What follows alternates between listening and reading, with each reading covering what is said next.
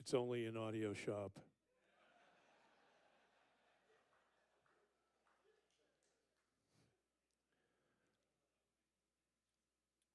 Welcome, everyone. Thank you, Andrew Johnstone, for your lovely pipe playing. Please welcome to the stage for something special, Rick Allen, Lauren Monroe.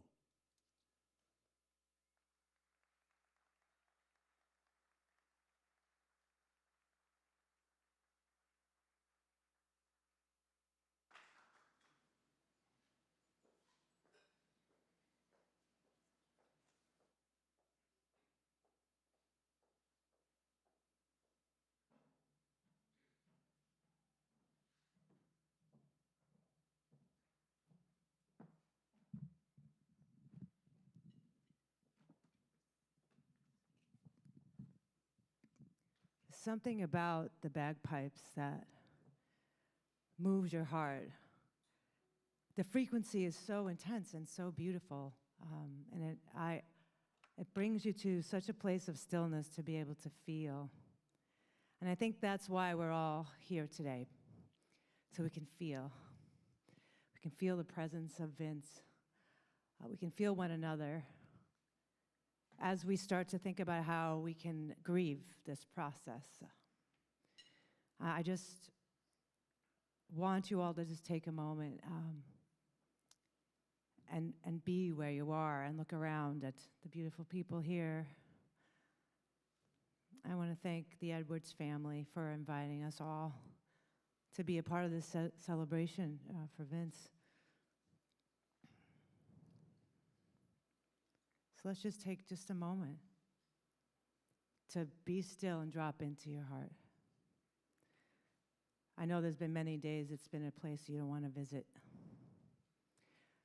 But as we move into this place, we can connect with our brother, with our son, with our friend.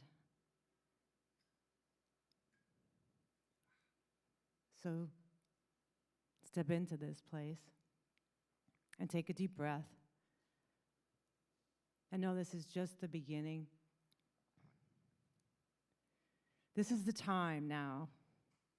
The rest of the day will be a celebration, but now is the time to let go. To let go of those words in your mind that may have said, I could have, I should have. I wanted to, I didn't.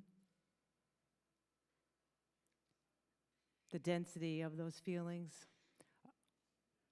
let them go today, so that all is left is the beauty and the love and the vibrance and the humor of Vince. And through this doorway, through your heart, you will always be able to connect with him at any moment, at any time. So let's be together in this celebration, and thank you very much.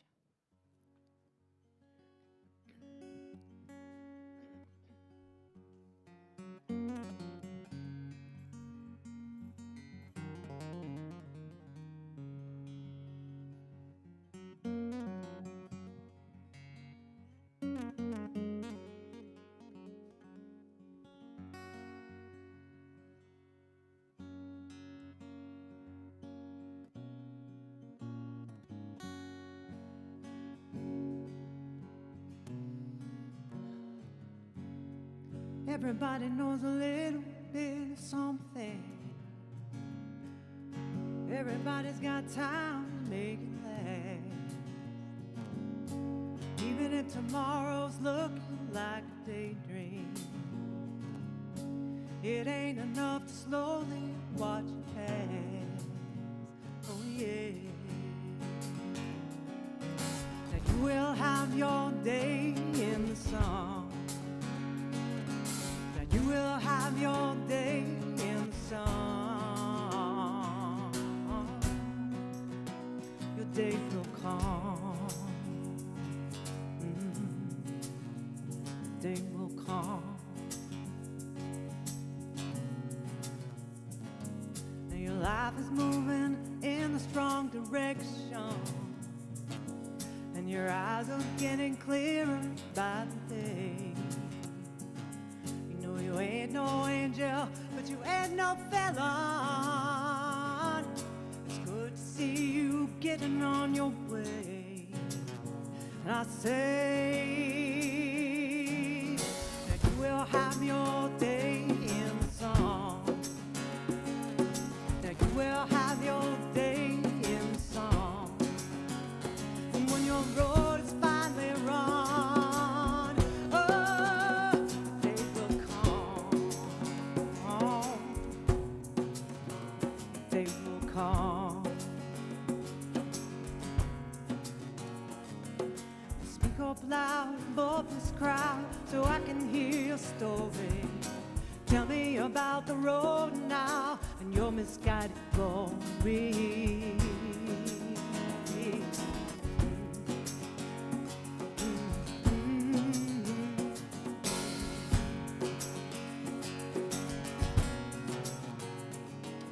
Now I'm gonna tell you just within a whisper, and I'll show you all the world in just one glance.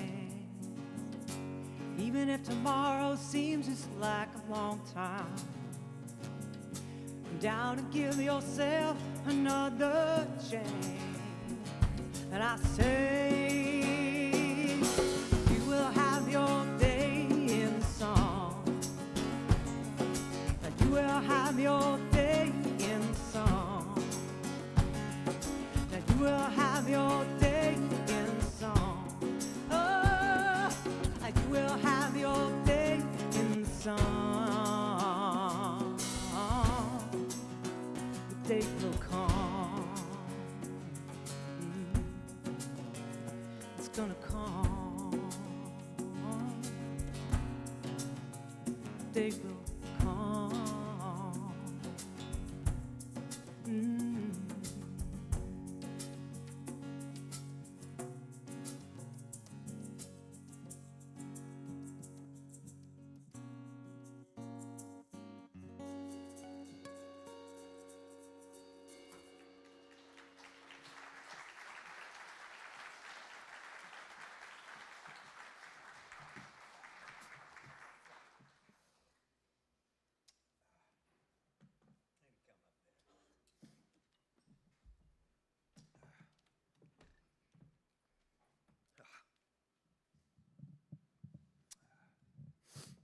This is really hard. At any moment, I may not be able to do this.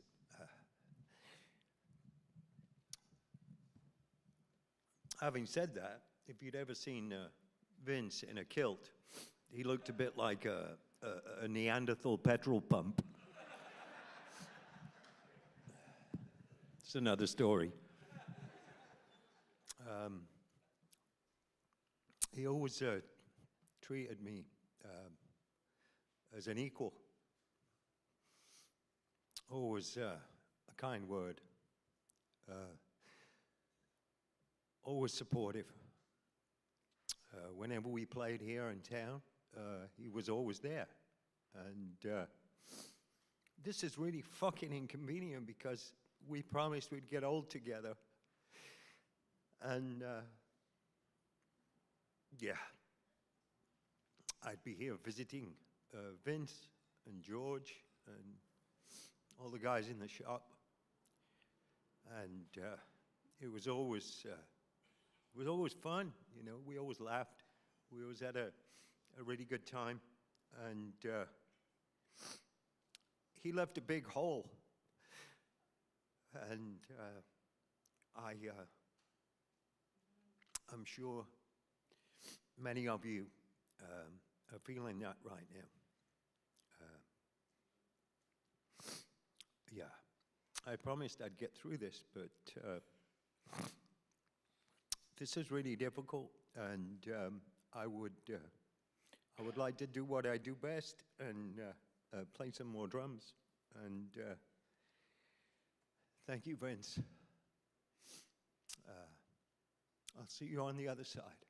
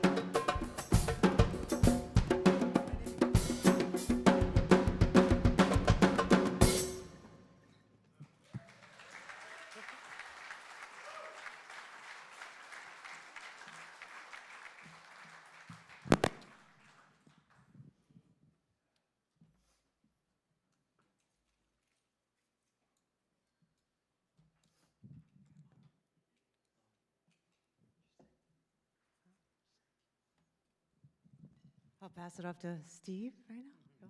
Thank you so much, everybody.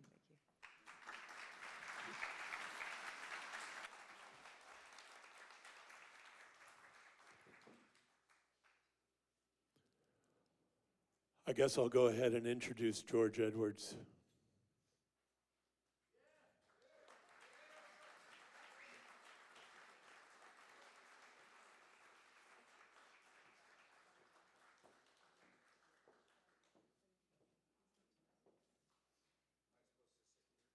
Yes.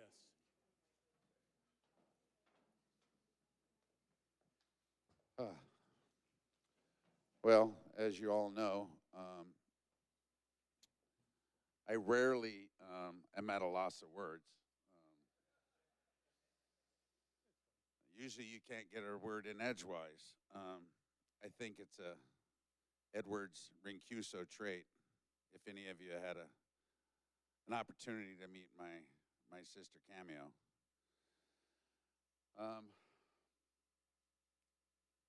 Everybody in this room, one way or another, has spent time with my brother and I.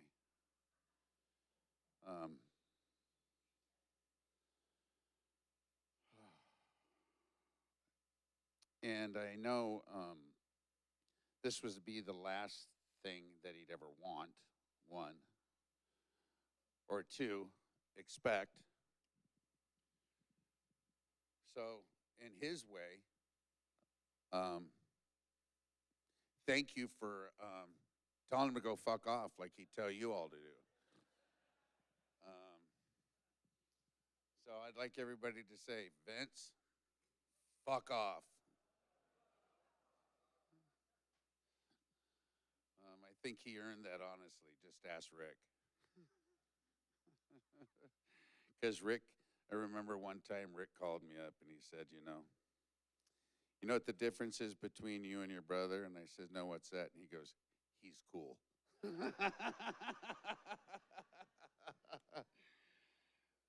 And I said, yeah, I know. Somebody's got to be the asshole in the family. Yeah. Well, anyway, again, I don't think there's any words anybody can say to me or I can say to them that will ever fill the void that's now on the concrete. And what do I mean by that?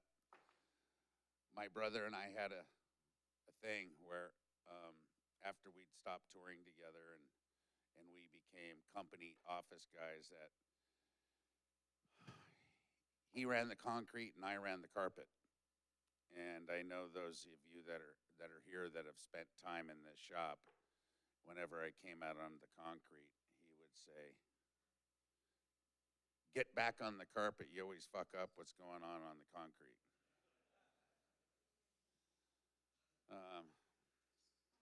So Vince, I'm out on the concrete, pal. What are you going to do about it? Again, everybody, this means the world to my family. This means the world to Vincenzo, or Chauncey as I called him. Thank you all for everything you've done. Steve McFadden, Susie Drell, Mike Brown, Kyle Thomas, Zach Watkins, the whole team here at Sound Image, Jesse Adamson, our president, the folks at Claire Global, my sister, Cameo, her husband, Dennis, and Jackie, the woman that taught my brother what love was. She changed my brother. My brother didn't know how to be part of a relationship. He didn't know what love was. And Jackie taught him what love was. And we'll both be forever grateful Jackie. And I hope she'll know these words that I say them in front of everybody, because I want her to know how much she means to this family. I've known her since she was a little girl. Literally, since she was a little girl. And now we're old. I'm old, that's right. I'm old. I'm the silverback, and you're still the damsel in distress. I get it. Again, I guess I do. I guess I can still talk, huh? Anyway, Steve, thank you again, everybody.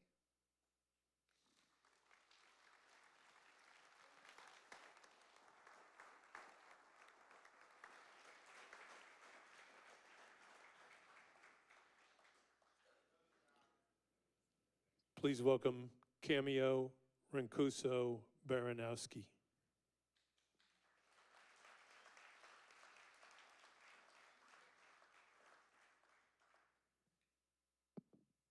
All right, I'm not much of a speaker, but I wanted to share some stories from Vince's early life. And I'm the youngest of the 4 kids. So he always called me Kid or Kid Curry. And you all know him as an adult who's quirky and unique and a character. And he was just like that as a kid as well. Some of my favorite memories are of Vince and I catching lizards in the backyard. He'd grab a bucket and throw some dirt and grass in there, and we'd go grab these lizards, never by the tail. Always grab them by the body, or they're gonna squirm away. We'd keep them in that bucket until sundown, and then, he thought we gave him enough grass to eat. No water.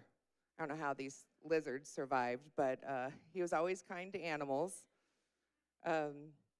We'd release him at sundown. But he loved animals. He had cats later in life, but we had a dog growing up. His name was Dennis. Yes, I married a man named Dennis. Anyway, Dennis was his best friend. And when my sister and I would want to play, we'd say, let's play house. And he'd go, I'm going to be the dog. Like, what the fuck? No, you got to be the dad or something. No, I'm going to be the dog. Dennis can be the dad. And that's how he rolled. He didn't want to put effort into playing with his 2 little sisters.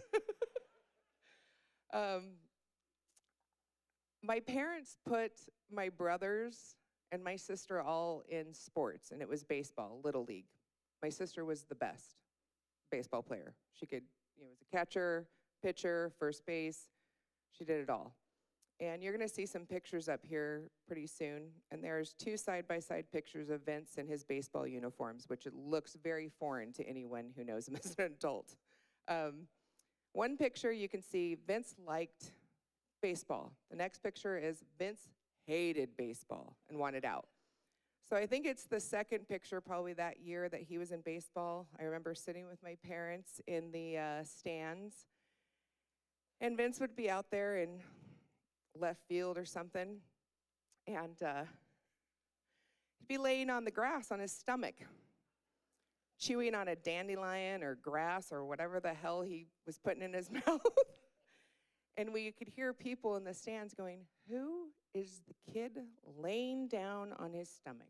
And my parents would just shrink a little bit and hopefully they don't know it's our son. I think that was their first clue to not let him participate in any more sports. I probably have a billion more stories, but those are just my cute, fond stories of him just being quirky and weird. If you ever saw his cupboards, you saw how he organized everything, labels out, sweets here, savory there. He was just a little OCD before we knew what OCD was, and it made him him. If you've looked up here on this desk, see all of his knives, they're perfectly in order. The guys yesterday were organizing it. Nope, they got to be in a line, and he had his way about him. And I invite you all to come up here and look at this later when we're done, because it just shows what a character he was That's why we all love him. I know that so many of you have reached out on social media when he first passed and talked about how he was your best friend. Everyone felt special that Vince came in contact with. He made you feel like you were his number one. And whew, he, sorry. He always made me feel special my whole life. And we had such a bond, and everyone here probably can say that. And I'm so thankful that he was my brother. And we talked for hours at a time about everything, you know, religion and politics and music. And I always say he was my music Sherpa. He would introduce me to bands I would never hear of, you know. And our mom and dad have a great love of music, and we grew up in a house with a record player always playing music. And I know my parents are watching right now, and we're so thankful for that. You're going to hear some songs that you're not going to tonight, or that you're going to go, wait, this is a Vince song? This is they're my mom's soundtrack, and he lived by that. And yesterday we were listening to them, and my husband said, I can just imagine Vince hauling ass down the freeway 100 miles an hour, blasting this song in my, yeah, played in the shop, but going down the freeway, going 100 miles an hour, smoking a cigarette, singing Paul Williams. If you know Paul Williams, you know how hilarious that image is for Vince. So when you hear these songs, just think about Vince just belting these songs out that look so opposite of his outer person, you know. I thank you all for joining us here and celebrating his life and his legacy. And this logo is like, you know, just an amazing image of him that we can all, you know, live by and look at him and remember him. And thank you all.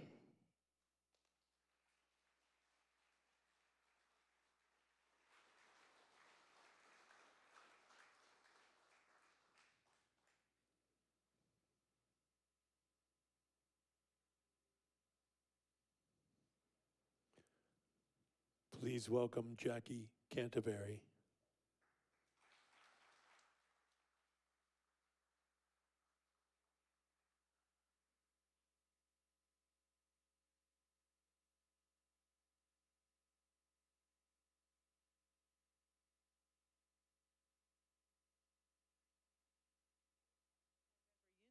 A mic before. Do you hear? Oh, hi everybody. Thank you for this. They say that if you want to know how someone lived, go to their funeral. And look at you. This is magic to us. So thank you. I can't remember anything at all anymore, and so I wrote everything down, and I spent a week writing and rewriting and writing, and so I'm going to read to you instead of talking so that I don't miss anything. So again, my name is Jackie, and you all would probably know me better as Betty, because I was Vince's Betty. I feel too old to be a Betty. I was in high school, but Vince and we met as teenagers through George, who was high school friends with my older brother. And we dated twice. And I guess I was too scary, too fast. And he was a gentleman, if you can add that up. But you know, for all of us, he was the one that we all needed when shit went south, right?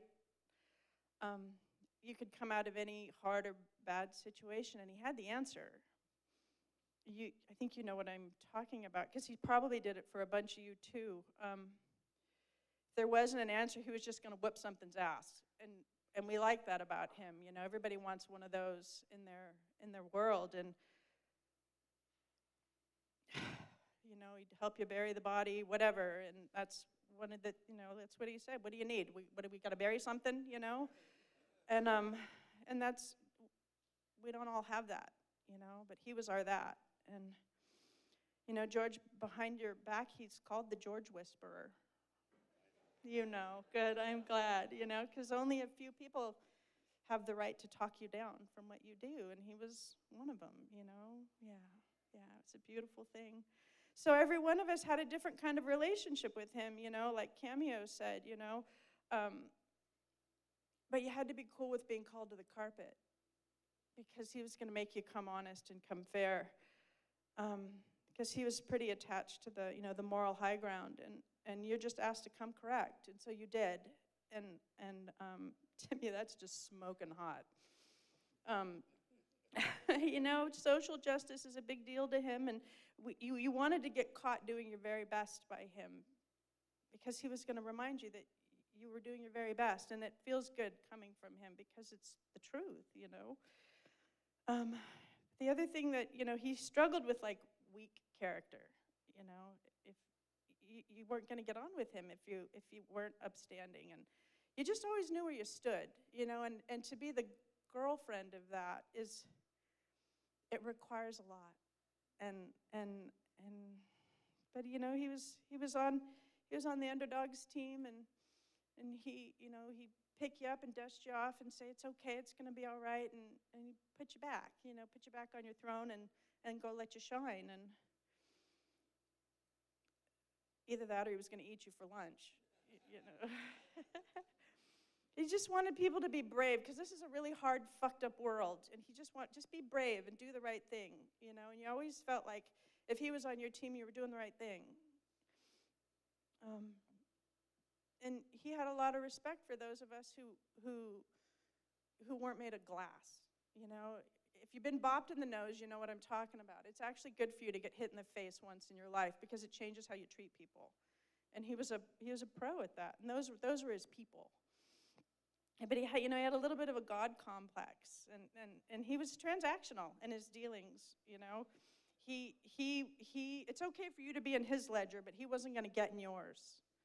And I think if you look at it from where we're all standing right now, you can't say a bad thing about him because of it. And so, you know, with that, if you owe him any money, which many of you probably do, you can give it to Sweet Relief.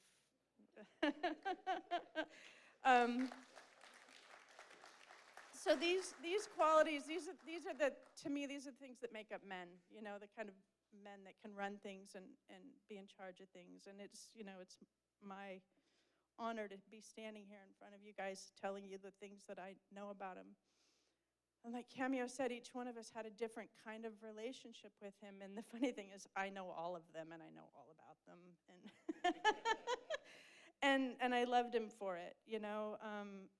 He made us all feel safe, and it was my honor to be in love with him. It's just yesterday, for the first time, I was able to listen to music. I did it, and I did it without falling apart, and it felt like maybe progress, but because there isn't a song out there that doesn't lead me back to him, because that's what he was. He wrote his whole life. It was a soundtrack, you know, starting with being a kid with you guys and Paul Williams and all of the old singer-songwriters, and then leading up to the people that he got behind and became friends with that are, you know, right here. And God, so about 5 years ago, I opened a small retail store in downtown Monterey, and, you know, in his tiny bitty time off, he'd go down there and swing a hammer and help me put things together, and his back was broken, and he'd just do it anyway, and he was awesome. And so in that shop lately, you know, I've been listening to those kind of innocuous, you know, like bird song tweeting in the background, or like Japanese chants or something in the background, because it reminds me of nothing. Because everything else in my life, everywhere I look, everything I do, everything I touch, has his residue on it. Maybe that's not the right word, but it has him all over it. And so, you know, I think about tomorrow, everything we've been doing leading up to today, and this is magic. This is such magic. But then tomorrow, for me, is like, and tomorrow's like going to be something else, you know, because the work's kind of over at this point, you know. And so, anyway, he was my muse, and I called him that, you know. I would tell him something great would happen. I'd say, you know what, you're my muse. This is going so well because of you. And he would just glow. And there's nothing like being told that you're the reason, you know, that you're the why. And he was my why. He was my why. And, you know, we wake up after and you're like, where's my why? So our job now is to go and find our why, you know. But he was so proud. Like, you made a shop and you made it work and it makes money and you're not starving and I don't have to support you. You know, all the stuff that can go wrong when you open a business. And so, but he believed in me the way that some of you understand how he believed, like you can do it, you know? And so that experience, you know, that being like the center of someone's universe, I want everybody to have that once. And I had that once, you know, to be the thing, the reason. And that's what we could do, you know, that's what we could do.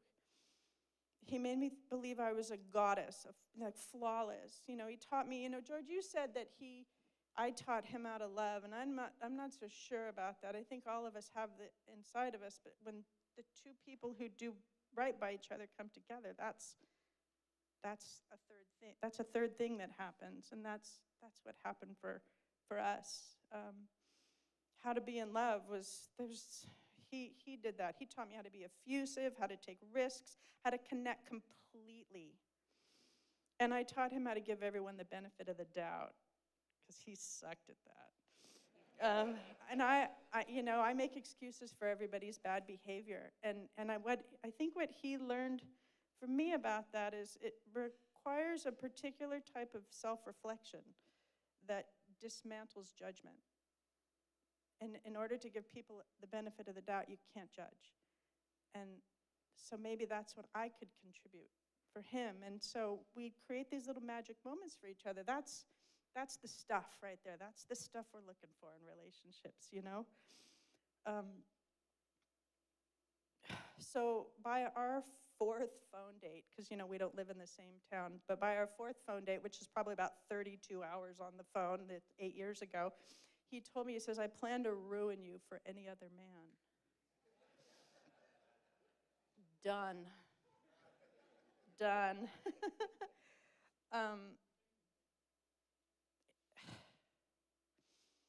But, you know, one of the other things he said to me early on is that I'm not going for quantity in this life, I'm going for quality. And I happen to come from this long line of women who just live for fucking ever, man. And we're young, you know, and he, you know, he would talk about these things like, you know, I guess this is how you describe it, like, you know, in a long life, you can stack regret and you can stack, sorry, I keep moving away from the mic, I suck at this. You can just stack regret and fear and resentment and all of those feelings that don't serve us, you know? And he understood that. And he, you know, that kind of that saying about, you know, die young, leave a beautiful corpse, you know, like, we don't all get to the walker, you know, we don't all get to the recliner chair, but he lived so well, and he gave so much to so many that this is what happened. And what a win, right? What a win. So anyway, I know I'm blathering on. I just feel like if I put this mic down, it's going to be over, you know? And so anyway, so let's make him proud, right? And this is how we can do it. So clean up your house, you guys. Clean up your side of the street. Get good with your people. Get good with your people. Apologize, you know, put the resentments away, and make sure every day that the people that need to know it know that you love them and that they matter, you know? Just clean up your house, you know, and our success, it's not measured in money, it's measured like this. If I can have this, like I see here, I'll know that I did right by the world. And so thank you, everybody, for coming and being a part of this.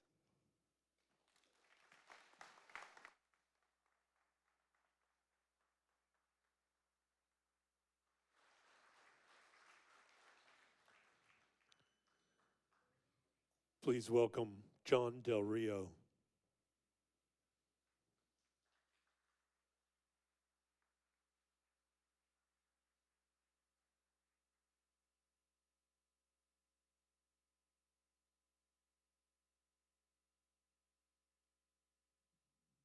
not going to be able to sit on this chair without some cushions, that's for damn sure. Yeah. It's those long legs. Sorry, guys. Anyway, I want to thank George and everyone for inviting me here. Oh, yeah, I got to hold it up here, huh? Okay. I wrote this down just like Jackie did because I got a few things I wanted to say. And this is funny, I don't have to yell. I got a nickname of Old Yeller, so I don't. I have a few people on bets that told me I was going to be yelling. So, anyways, I can attest to what George was saying, that Vince didn't want anything like this. In fact, he told his mom that he wanted to be nothing but a cardboard box, and anything short of that, he'd be upset. So, oh, mic to my face, okay. Should have clipped me in, like, Mike, where's Mikey when you need him, So, anyways,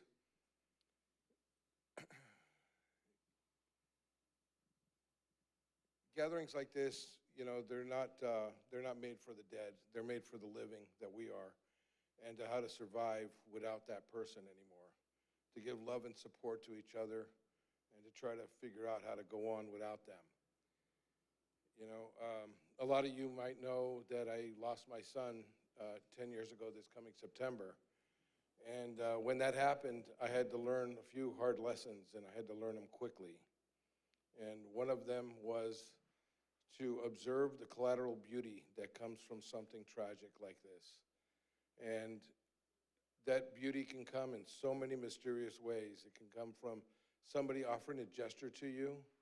It could come from, a song, a place.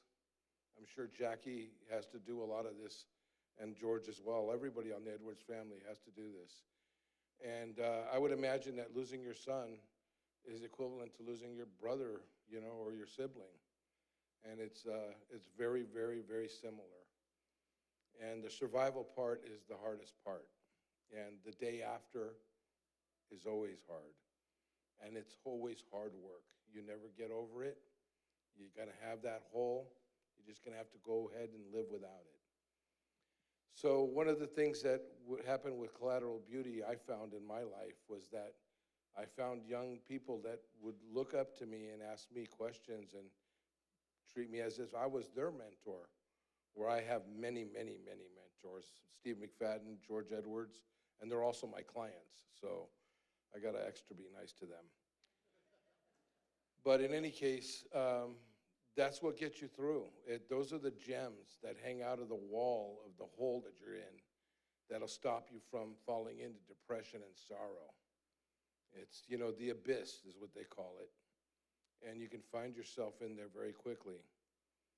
When the pandemic hit, Vince was starting this podcast, and he asked me to be on it. And I was like, why do you want me on there? You got guys that you can talk to that have been on tours, that have experiences with a bunch of people.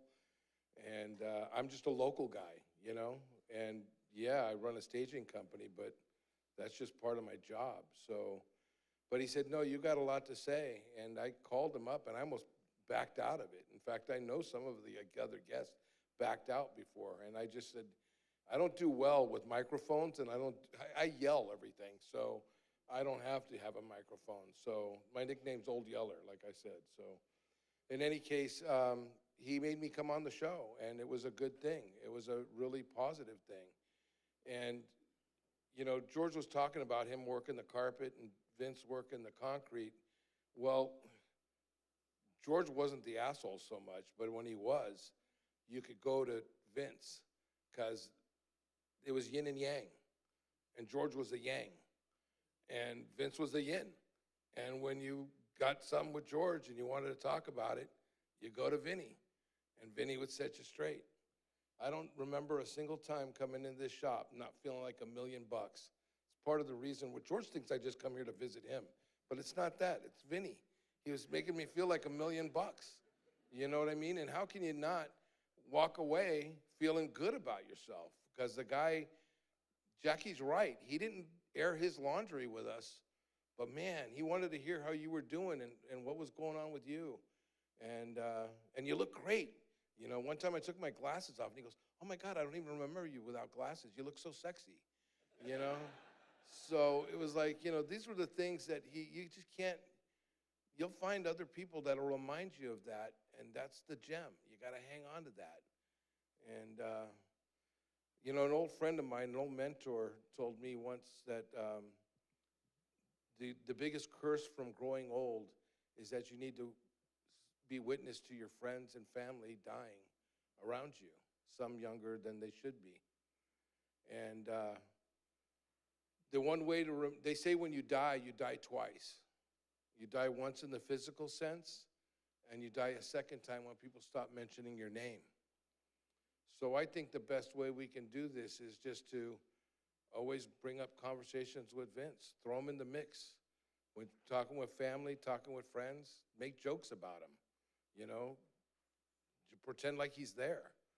And that's the best way to keep him alive and keep him in our hearts. One of my mentors was Bill Graham, and it's been 30 plus years and they still talk about him. And it's not just because of the auditorium. So, you know, Vince is very much alive and with us in this group. And yeah, fuck you, Vince. Here we go. So anyways, that's all I really have to say.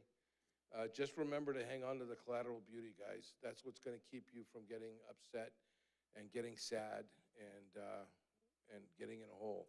And if you ever need anybody to talk to George, and you get my number from him. A lot of you got him already, so, but call me up. I'm here for you. All right, guys, I love you. Aloha.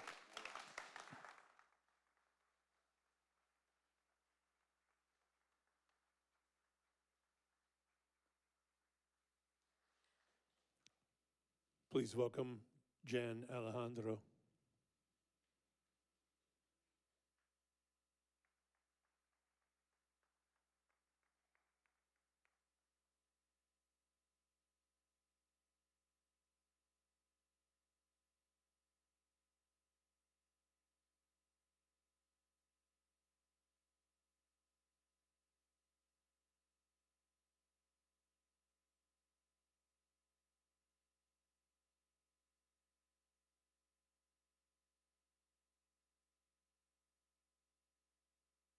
Hello, all.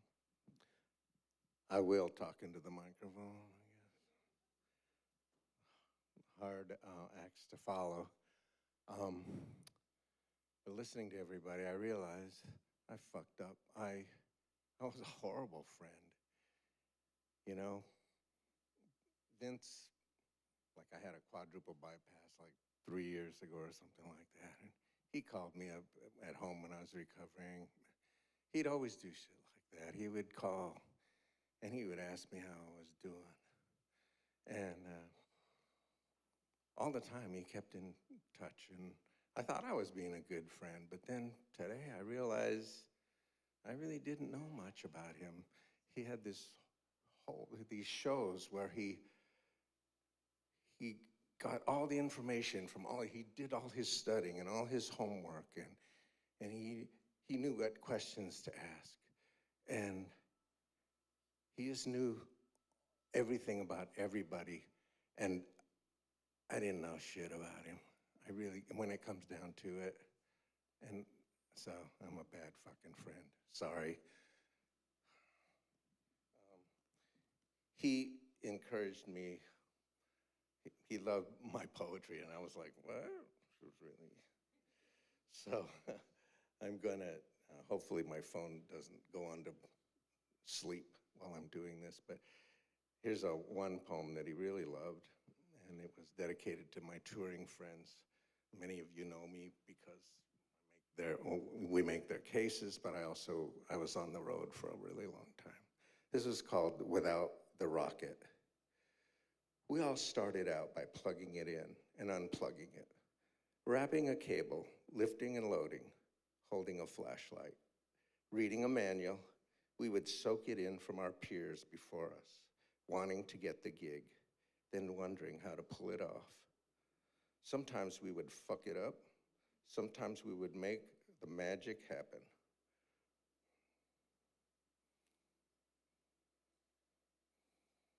Sometimes we would make the impossible happen. It was never just rock and roll. We were not the artists, but when the lights went up and the show started, we all shared that roar and rumble. We all made the magic happen, getting high without the rocket. It got lonely. Money didn't matter. Relationships and marriages suffered. Life on the road has its costs. But we were taken to places that we may never have been able to go. Met great people along the way. We were mostly in the background, but we wouldn't trade it for the world. We have the stories and no regrets.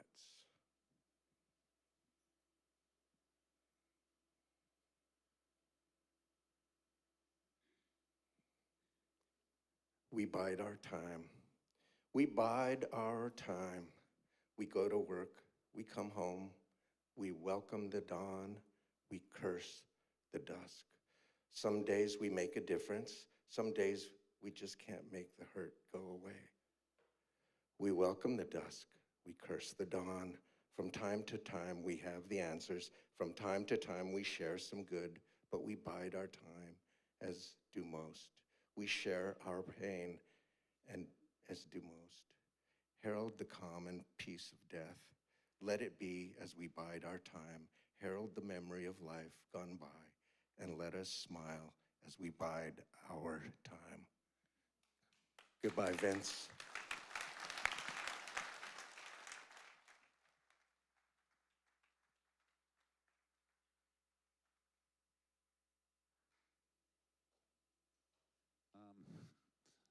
If you guys don't mind, Jan and his wife Muffy own Janelle Cases, and they made a special enclosure for Vinnie Zern.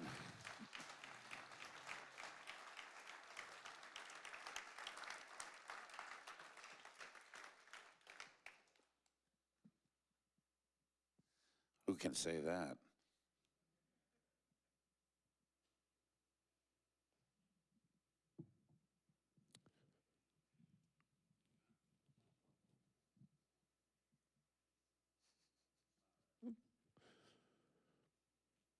Please welcome Muffy Alejandro.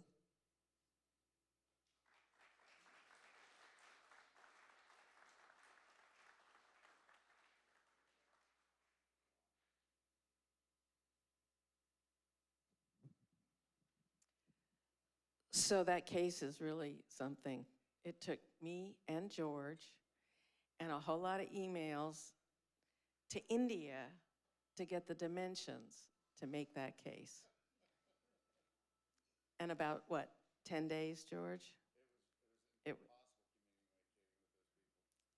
No, it wasn't that. It's just that India's on a different timeline than we are. So I really didn't know what exactly I wanted to say to all of you about George, and a lot of you have said a lot of the things that I think. I'm the person George called when he was really having Vinnie was having a really bad day.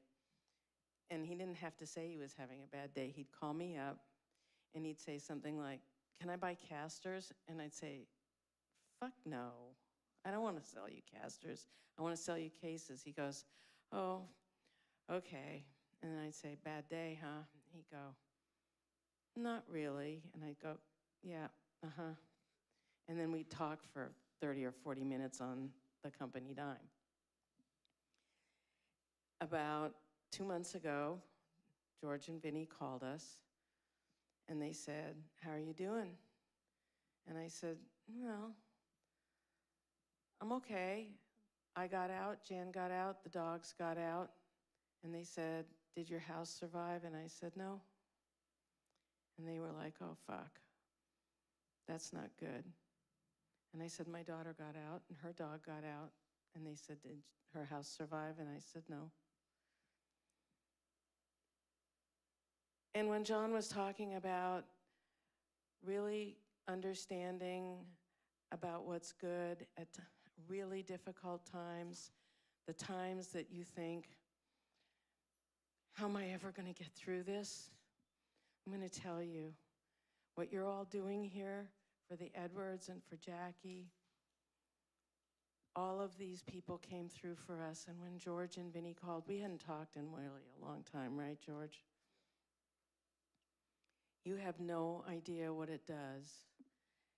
Jan and I were really brought back to the realization that we grew up not really belonging to any one group, either of us, for a whole lot of reasons that are unimportant right now. But we belong to all of you, just like George and Vinny belong to all of you. And you have no idea how much it means to us and to George and Vinny to belong, to really, really belong. And it's at moments like this that you really find it out. And I loved Vinny. You have no idea. He had the kindness in his voice and in his demeanor. And we've all been on those shows where you walk in and you go, this is going to be a fucking horrible day. And Vincent walks in and it's not so bad anymore. I just watched the episode that we did with Vin, and I laughed and I laughed and I laughed, and I'm really going to miss him. I'm really, really going to miss him. And I know all of you are going to miss him.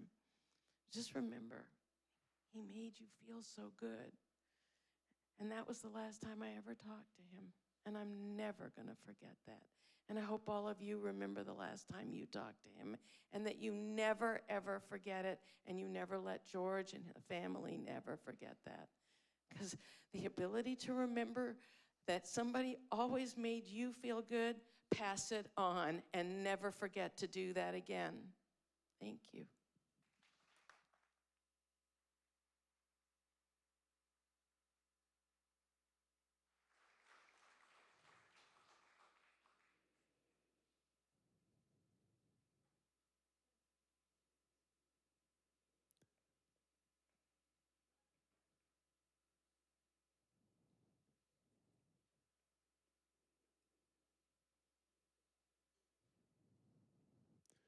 Please welcome Scott Chavez.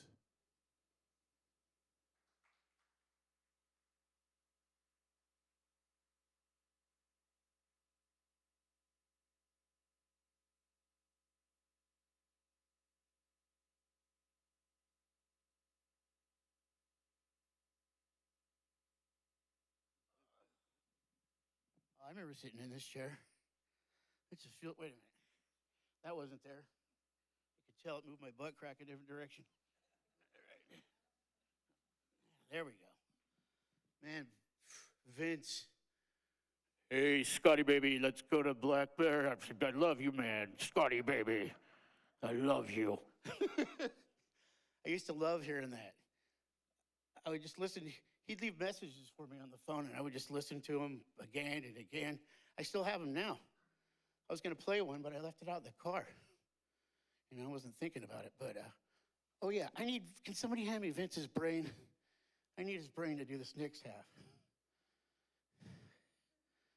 There it goes. So I don't know if you know this, but I'm the guy that carved that weirdo out, and this is his walnut brain. Kind of looks like a scrotum sack. But it's not. It's a brain. I remember what made me want to build that for Vince, and what drew me to him is we were here. I was playing in a band called My Heavy Memory, and we were coming here. They were so beautiful of them to let us come in here and practice. And it just felt like, you know, everybody loved me, except for Vince. I remember we were having meetings in there because I think it was during COVID. We were here probably a couple of weeks, and, you know, we were kind of snagging all the sodas and, you know, everything we could find, and then crushing the cans, and we'd kind of leave them up on the stage and stuff like that because we didn't know.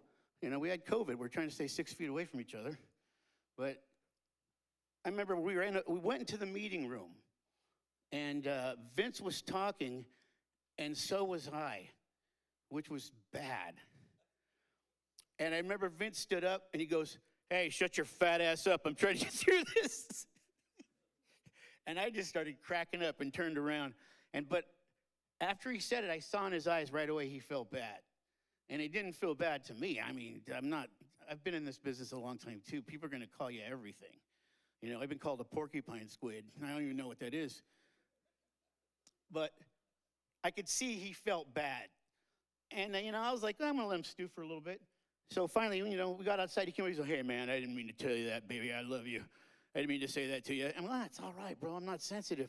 And it was that day right there that him and I connected to a point that, you know, I know he said everyone feels like, you know, he was their best friend. No, he loved me more. He was my best friend.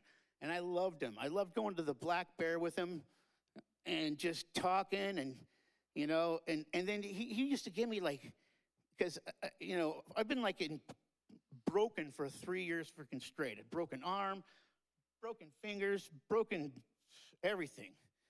And so I had no money. Am I going too long? Okay. I don't even care. But, you know, he would actually give me gas money to come down and visit him. And we'd go to the Black Bear Diner, you know, Kyle and the boy, you know, Mike, and we'd order whatever we ordered. And he would just listen to all of us. And he was just like this really tall Yoda that would just listen to everything we had to say. And the looks in his eyes were just like, you could tell that he meant it. You could tell that he loved you. And it felt good. And his voice, it just had, it's like, you know, it's like God was talking to you. I can't even do it, but it was awesome. He was awesome. And that's what made me want to carve that thing out. That's Vince, and this is his brain. And see, look, you see his hair on top? It's like all like straight, like the pompadour. That's Vince's hair. But I absolutely love the guy, and I'm pretty sure he loved me because we talked a lot. And, yep. You know, so this is where I promised I was going to come up here. I prepared. I was like, I'm not going to cry. I'm not going to do this. I'm not going to do that. And I'm doing pretty good. But I still have the last message he ever left me on my phone, you know? And it was, you know, it had to do something with, hey, baby, and blah, blah, and all this stuff. He's like, I really love you. Let's get together, you know? And that was I called him back. We spoke. It was a great conversation. And then he was gone. You know, and that just, there's no way I could comprehend the fact that he was gone, brain. And it was just like, that was hard for me to take. I mean, I got really quiet. I wasn't calling everybody, you know. And as you can see, I'm rolling around in a wheelchair. It's because I fell down and got a hangnail stuck in my ass. And the whole point of all this is that Vince loved me because I'm just a goofball. And I say goofball things. He like says things that mean something and he expresses them like he's, you know, the flaming bush on the barbecue mountain, whatever it was. And I just said a lot of stupid shit that he laughed at, you know? And I just loved that about him. He would listen to me and let me be me. And I just loved him so much. And I miss him so much. So you can see, like, this, oh, there they are. This patch right here. It says ROL, Rest Out Loud. Now, that happened because we went to that fine restaurant, the Black Bear Diner. I'd never been to so much until I met him. And I remember we went out, we ate, and then we came back, we sat in the car, and he put on Agnostic Front. And he started, I was like, what's up? I mean, he just was going off. You hear it? Do you hear it? Can you hear the music? You gotta feel it. And I just remember him looking at me, and he had these big eyes, and he's all, fuck resting in peace. I'm gonna rest out loud. Can you hear it? rest out loud, you know, and he was just like going ape shit.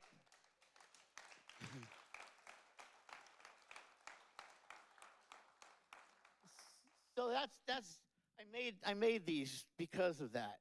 And it says rest, you know, ROL, rest out loud. And okay, now it's getting hard. Verklempt.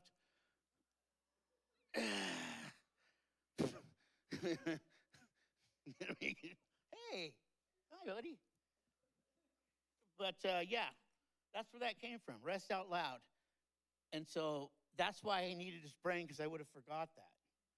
So the walnut brain is here, but I'm going to put it back. You know what? I love you the same way that Vince loved all of you, because I know you're a good person if he loved you, period. You know? Yeah. That's pretty much what I got. I mean, I could talk all day because I love the attention. But what a dick. But I'm going to put the brain back in his head, and that's what he'll say. George, is that going with you, right? It stays in my office. Oh, great. See? I love it. Everybody, when you later on, go just touch his nose. You know, touch George's nose, and his teeth come out, too.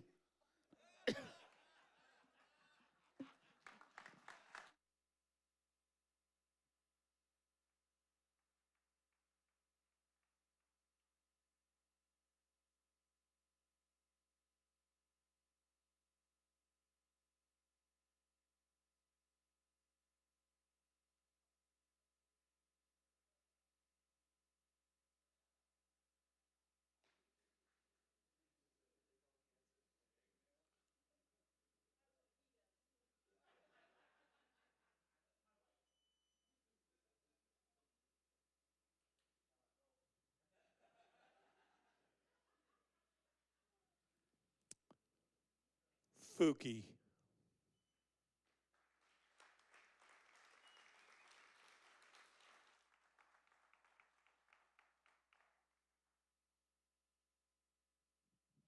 Good afternoon.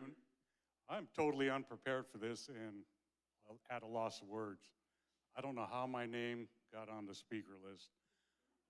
You know how Vince always has his knives laid out on his desk in a particular manner? Well, I would always scramble them around. So I think this is Vince's way of getting back at me for doing that. Because I just found out my name was on the list 15 minutes ago. I was going like, what the hell? But, you know, I walk into this shop since his passing, and it's so eerily quiet in here. You know, it's crazy. And he's sorely going to be missed, for sure. We just had myself, George, Joe Victoria, and myself just had lunch with him a week before his passing. And we're going to miss him, for sure. Thank you.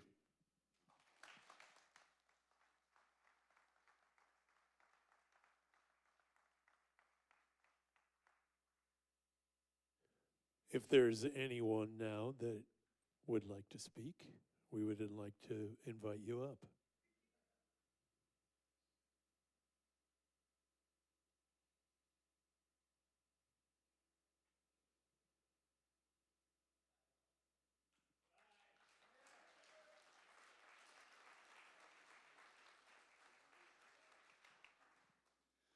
What's going on?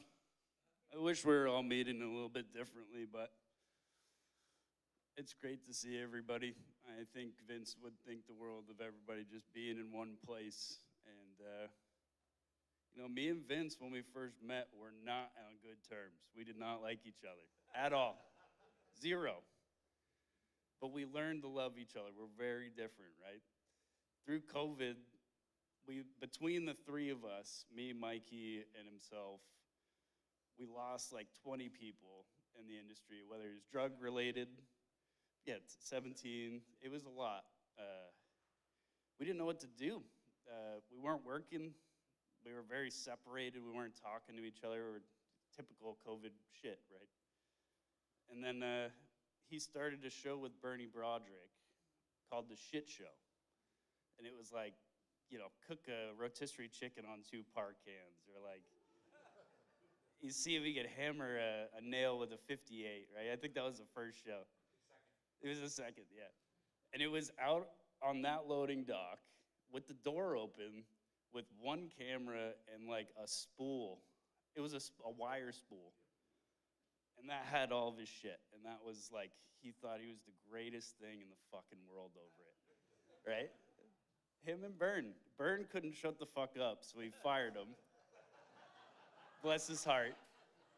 Wherever Bern is, I love you. But it was, Vince's way. It was like everybody's been saying, he's so honest and upfront.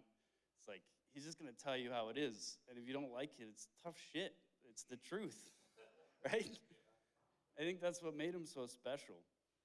And I mean, the only time I ever had to worry about him, or I thought my life was at jeopardy, is if you saw his teeth come out. And then he'd start chasing you, and then I'd fucking antagonize him. You remember? I think that's why we ended up becoming friends, was, we're very different, but I'm very opinionated. I fucking rub him the wrong way all the time. I poke at you all the time. But it's out of love, right? And he could see that. I think that's like the beautiful part is Vince had a way to like bring us all together. We all came from weird, fucked up parts of the world, whatever. We all lumped together, and that was our family for a year. It's like, we didn't want to be home. Where are we going to go? To work. Just sit here, bug Bernie, bug George, see how we could piss each other off. It's just like the ultimate family, I felt like, away from, your personal. 19 months, George. That was a long time. And then I sat in that seat, incredibly nervous about talking in front of people or being on TV or any of it, right? Regardless of how small or large it was. I'm behind the stage all the time. Want to move over? I don't.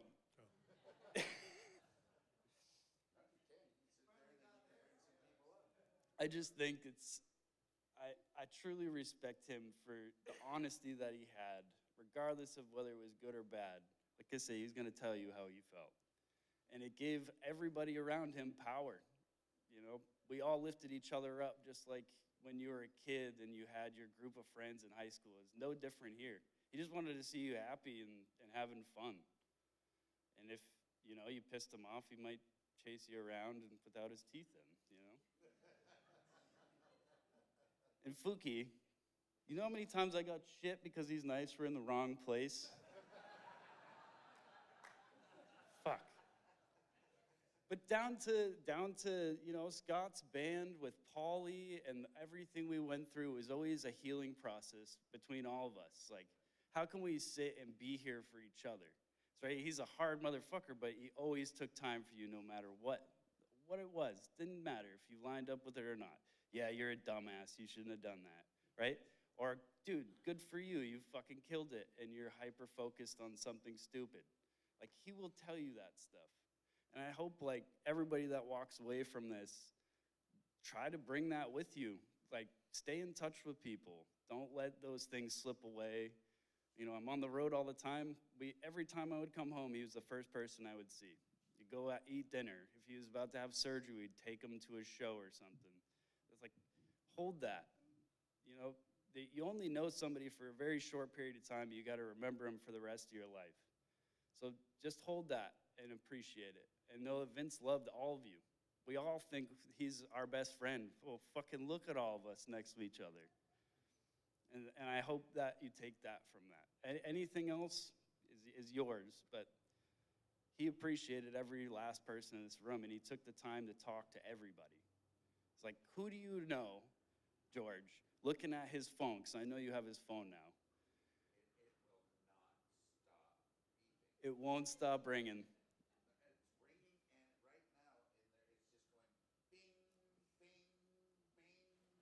That's right. He always made time for everybody. So just take that away from it and know that he appreciated and loved y'all. Oh, yeah. One sec. We got one button that we didn't get rid of that I thought was really important. Is this thing on? So we always gave him shit because he smoked way too much. He was super unhealthy. So I think it was Alan Pettibone. He can't be here right now, but he did lights. He traveled he lived in the backyard. It's on Jelly Roll, yeah. But he made this button just to like remind him every day, like fucking be healthy, right? I gotta quit smoking, man. Perfect, right? All right, thank you guys.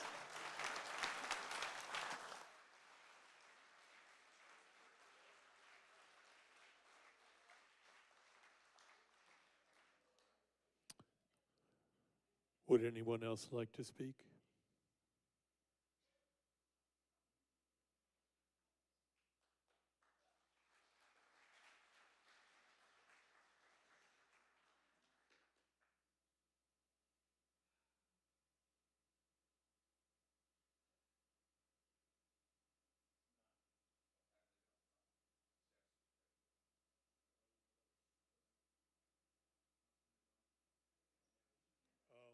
It's just an ugly habit of the sound guy. He turned it off.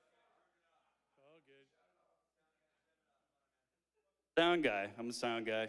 I don't talk in front of shit. Mike mics me up. Like Zach wipes my ass. I don't know half of my life, so it's on now. Love you, Kyle. It's funny because I sing in a punk band, so it's not like I'm a stranger to a microphone, but you asked me to speak in front of people like this, and it's completely different. And I'm sure Clayton's looking at me like, yeah, it's totally different. You know, I wrote a little something to say just because, you know, I wasn't even sure I was going to come up here, so I was like, well, I better write down something just in case I actually do it. So, but, you know, whenever Vince would call me and the caller ID would pop up, you know, I'd take the extra time to go outside and sit on my patio, and hearing his voice was just really soothing. And, you know, we would just laugh about just dumb stuff that we did, you know, back in the day. My background with Vince is more in terms of punk rock. You know, someone just shared how much he loved Agnostic Front in the car. You know, he would come to my punk shows. I'm in a punk band called Infirmities. He would get in the pit. Some people probably didn't see that side of Vince. You know, you saw him up here and talking to everybody and loving on everyone. But I got to see him firsthand, you know, running around in circles, just going crazy. And there's videos of that too. So I'm glad those exist and they're out there. But Vince loved the band. He loved going to shows. Way before this show was a thing, I knew Vince coming to shows with Deacon, who was someone that we lost. It was someone that meant a lot to us in the community for a lot of the same reasons. You know, Deacon loved everybody and always took the time to support everybody. And, you know, Deke and Vince were like best friends. And so I came to know Vince that way mostly. It was Vince and Deacon that put my daughter in her first circle pit when she was like 1 year old in front of the band. And she was going around in circles. And my daughter's here today. She's 12 now. So, but I'm also behind, my life is two things. It's art and music. And, you know, one day I got the phone call in 2020 when everybody was doing nothing. And Vince is like, you know, you do such killer artwork. I need you to do something for me. And, you know, I need to get my face to be like a logo for my show. And he's like, you do good work. He's like, I'll pay you, but I'm not gonna pay you a lot, fucker. So just it's just like, you know, yeah, you know, just kind of how Vince was, you know. He's like, but I'm gonna pay you something. So I'm like, okay. And we sell on something real cheap because I didn't even want to charge him anything, but I'm like, whatever, okay. I remember him sending me the photo that would one day become the illustration of Vince there that became the logo. And, you know, if you knew Vince before the show, I mean, there's a whole nother side to Vince besides what we knew on the show. And seeing how much that face and that logo really became something that, started as a drawing, and to see it, become something that everybody ended up wearing, and really, it became such a personal reflection, not only of our brotherhood, but just as something everyone could look at and always remember Vince, even now. And, talking to his sister today, and everyone just sharing how much it means at this point in time. When I created it, I had no idea the impact it would have, but it's definitely the most personal and most powerful logo I think I've ever worked on. It truly means a lot. And I love everybody here. I love the family. It's nice to meet people in person. It's like Facebook's one thing, it's like, it's cool or whatever, but it's different when you can actually hug somebody in person and get to know them here. So other than that, I just had wrote down kind of a closer here, which is, I spoke to him 2 weeks before he passed. Of course, none of us had any idea. And just like everyone else had said, we talked about hanging out again or grabbing breakfast or whatever, and it was pretty much like that. He said, I had someone else in the industry that's interested in a logo. I'm going to send them your way, just letting you know I'm giving them your phone number. I'm like, sure, go for it. That happened quite a bit. But he always really cared. He really cared about everybody, and I think that's a big reason why everybody's here, is because he really did make everybody feel special, and including myself. I was in a band, we were a local band, whatever. Yeah, we did some great things, but Vince had a way of really making no, you have to come on the show. Just like John, the first time he asked me to come on, I didn't come on for the show, and he was so pissed about it. He called me, he's like, you can't cancel, you have to come on. I'm like, okay, I'll go. And then I think I even told my wife, I'm like, man, Vince is pissed. I guess I got to go on this show. So it's like, it was really awesome coming to this whole setup. Blown away when I walked in here and had no idea, the amount of effort you guys put in to put this thing together. It was amazing experience. It was, especially in COVID times when everything was just like dormant and falling apart, and you walk into this thing where it's just like a huge production, wasn't expecting that at all. But I just want to say, Vince, I love you, man. We all love you, and celebrating Vince's life, it's 120% necessary for us all to be here. And no matter what he might have said, about how he wanted it to be or whatever. When I worked on the poster for today that you guys might have grabbed out there, I was actually thinking of his love for Queens of the Stone Age, and he loved bright colors and stuff like that. And so, I was like, what am I gonna do? It's like, well, just make it rock, make it, he would have liked that, and I started working on it. Somewhere in the middle of it, between like the stars and the lightning bolts, I'm like, okay, yeah, I know he's digging this. So it felt right. I felt like he was there when I was working on it. We gave gifts to each other. I gave him the original illustration of that, just the actual sketch before I signed it on the show. And I think I put to Vince, the face only a mother could love, something like that. He got a real kick out of that. Yeah, just gonna miss him, but long live Vince Edwards, man. Definitely never gonna forget him. Thank you.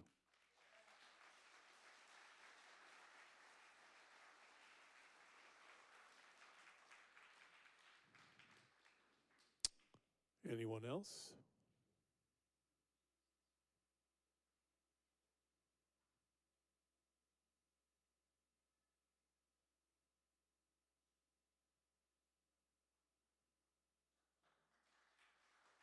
Hi, I'm Shayna. I think I'm Vince's newest best friend.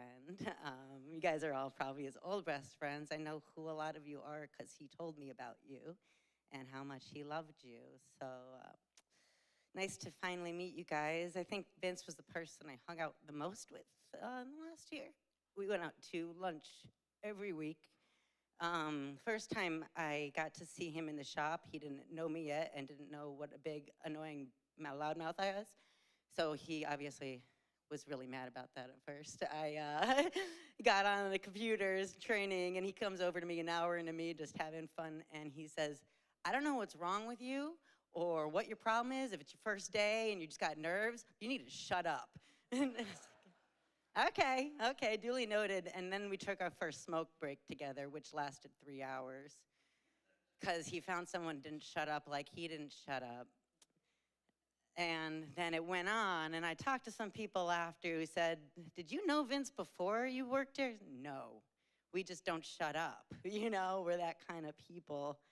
And he bought the first lunch, I bought the second, and so it went on. And we'd go to Black Bear Diner, and he would say, sit us away from the civilized folks, so you would know, and sit us in the back, and we would run over lunchtime, about an hour and a half every time. You could see me getting anxious, like, I gotta go back to work. He said, don't worry, you're with the boss, it's fine. And I'm so grateful I took every opportunity to spend any moment with him and share exactly what you said, Jackie, everything from politics to movies to shows to every experience at shows. And yeah, he was just really special. There's no one else like him. He saved my soul. He brought me back into listening to good music. I remember coming in the shop and like singing all the songs he was playing from the 90s. Everyone was sick of the same playlist. It took me about 6 months to get sick of the playlist, but now I love it again, you know. But his musical taste was long par, and then things I never knew, and then things I wouldn't expect, like his pop hits. Like he played Britney Spears' Toxic more than any man I've ever met. Pretty cool. I love that he had no boundary on what he listened to and no judgment on that as long as it was good music. And he would stand by that, as you know. The last time I talked to him was Tuesday. He passed Thursday, Wednesday night. Really, really grateful for him because my dog got attacked that day, and I talked to George for a little bit on the phone before that, and George got me on the plane, and we took off together, and I started feeling good. And then Vince called me that night because I called him at 5 in the morning that day saying, I forgot how to use the parking brake. This is stupid. And he was like, oh, I don't know how to use it either. It is stupid. Look it up yourself, you know? It's 5 in the morning. And I was like, oh, crap. So he called me that night, 11. He's like, that is no way a boss and especially a friend should talk to somebody. I was like, no, you're right. Use my brain. Duh. Like, that's what I have it there for. He's like, I know you got a gig tomorrow, so I won't keep you. I was like, actually, I'm not working because my dog got attacked. And he was like, oh, my God. Like, let's talk. So we spent an hour on the phone or so and talked to everything. Like, absolutely everything from comedy to movies we wanted to see. We wanted to start going to the theater together and just have like popcorn. We talked about get popcorn all over yourself and there's no way not to. Like every little detail of a friend, you know? And the last thing he said to me is like, you know, I hate dogs, but if there's anything you need, and in my head, I knew exactly what I needed. I needed dog food and towels, but I didn't say a damn thing because I'm not gonna bother him with my problems, especially he hates dogs. He said, if you need towels or dog food, I'll come over to your house. Whenever you call, I'll be there. And I didn't know how he knew it, you know? I didn't ask. And Wednesday came, and I ran out of towels, and I ran out of dog food, and all day I wanted to call Vince. But again, I wouldn't like let it, you know, I just was like, nah, like I just feel so good. I feel so good. And I could reflect, I was like, I feel good because Vince and George make me feel good because they're my family. They take care of me. They know when I'm down. They know the right things to say to pick me back up. And I feel fucking amazing. Even if my dog's face is all messed up, I feel great. Thank you. I love my friends. And then when Vinny passed, all I could think was, thank you. I know exactly where I stand with you, bud. I have no regrets. I've lived fully with him. I didn't shut up with him. We never shut up with each other. And my favorite thing was I was driving down the street one day in Hesperia, and I pull up to him at a red stop sign, and I looked over, and he is smashing the wheel, singing Bad Religion as loud as he can. I'm honking, hey, Vince! Can't hear me. Hey, Vince! And then I just start laughing. I smile over. He looks at me, gives me the veneers, and then goes back to smash it. And I was like, even alone, he was that guy. He never put it on for anyone. He didn't care what anyone else thought. But my favorite also is walking around town. You go anywhere with my Sound Image sweater on. He knew every waitress's name at every of those restaurants. I walk into 7-Eleven, they say, hey, say hi to Vince for me. He didn't just talk it with us. He talked to every person. They're all treated like humans. We should do that for each other. And my personal goal is to just live in his legacy, try to be kinder to people, unless you don't deserve it. So, but, you know, Vince made me a better person. I hope to do the same for others out there. So thanks, Vince. Love you. Fuck you too.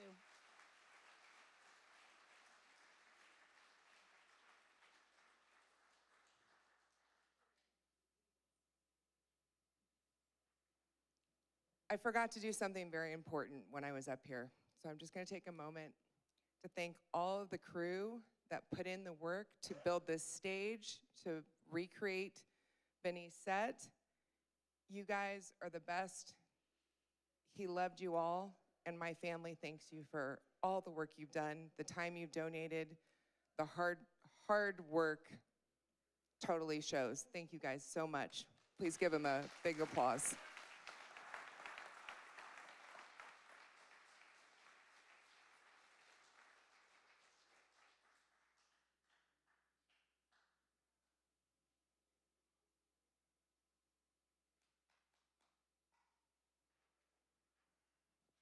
How's it going, everyone? I'm Aaron.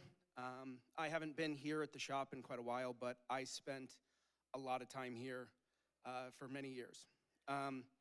When I got here, I was sort of looking for a new home in this world. I have always been somebody that cares a lot about who I work with and the work that we do. And day one, walking in here after losing the last gig that I had, I immediately felt like family. There's many people here and that I've met through my time here that I consider friends and family and mentors, but he somehow found the ability to be somewhere between mentor and family in the best of both ways. I tell everyone, Big Brother Vinny. I didn't have a big brother, I had sisters, and I always wanted that.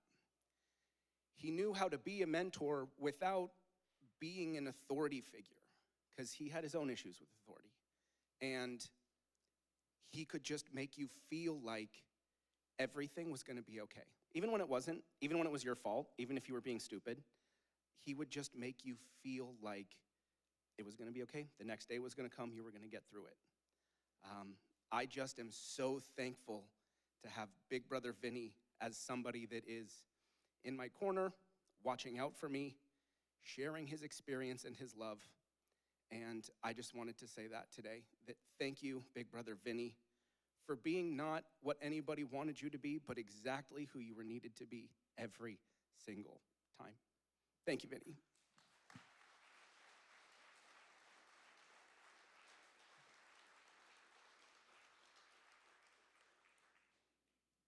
Anyone else?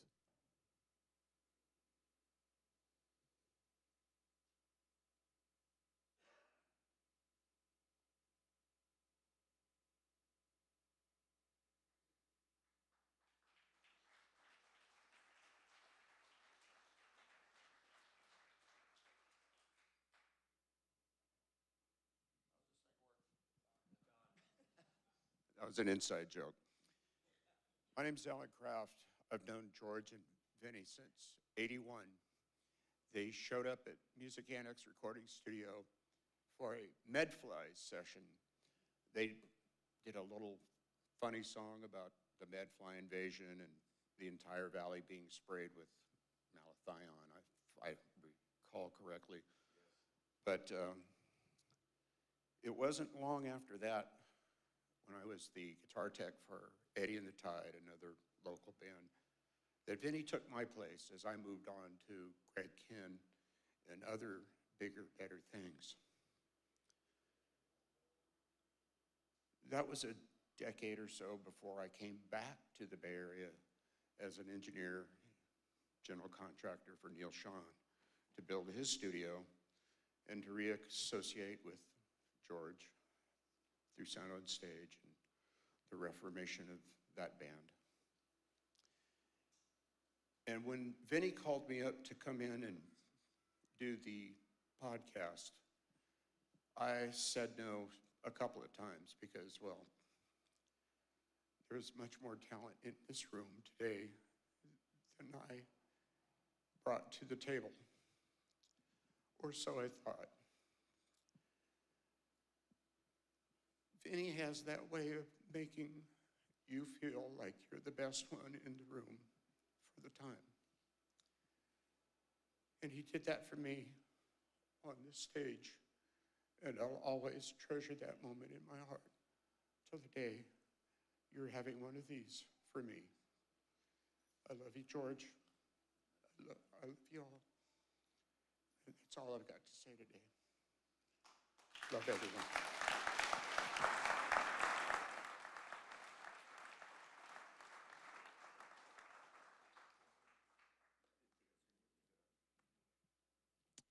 Anyone else?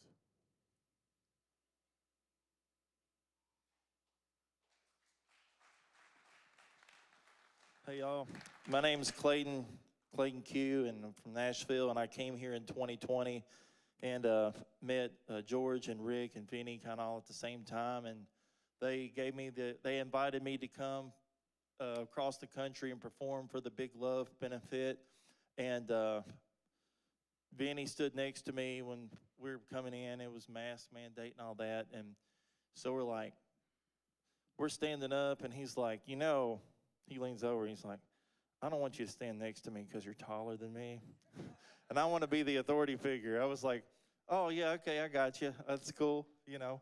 And then we sat down in this conference table over in the back, and he said, hey, you want to know a secret? I said, what's that? And he said, we're sitting down. You can take your mask off. He said, but don't let my girl see you without your mask on. She was enforcing it that day. So Vinny called me, and we stayed in contact, George and Vinny, and he said, hey, I'd really like to get you on my show, Beyond the Backstage Pass. And I was like, oh, man, that's super cool. I'd love to come out. We came out, and he had this cool purple chair, and I'm going to sit down in it for a second. And he's like, you know, that was this purple chairs, Prince would have these backstage in his dressing room, and he would, you know, probably sit in these things, or they were just always there. And so they were, you know, donated to a show. And I said, hey, man, you know, if you're looking around one day and there's like a piece of material missing, I might grab some for Juju. He said, I didn't see nothing. I don't hear nothing. I don't know nothing. So I always joke with him. I say, hey, man, I call him and say, you going to send me a piece of that chair yet? And he's like, you're going to have to come get it. I might take the string with me. But he would always say, he would call me and say, I like voicemails from him. He'd say, hey, rock star, hey, country rock star. And that always made me feel good. Everything that all of you guys said about him making you feel important, you know, I'm an independent artist. And he would say, no, man, he said, you're on top. Trust me, you're on top. I said, no, man, I'm lowest on the totem pole. He's like, no, you're not, man.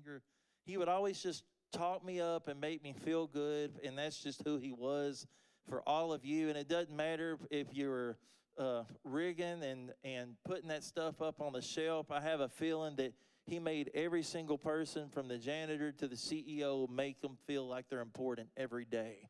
And I just really appreciate that from him, and just learning that and experiencing that from him. And I'm just thankful to have known Vince, and as you said it earlier, he will continue to live. This guy will never die.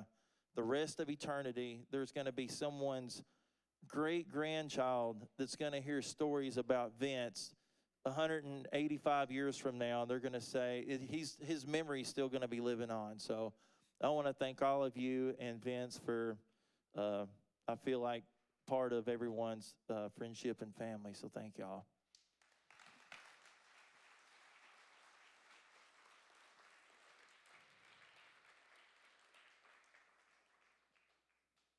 Anyone else?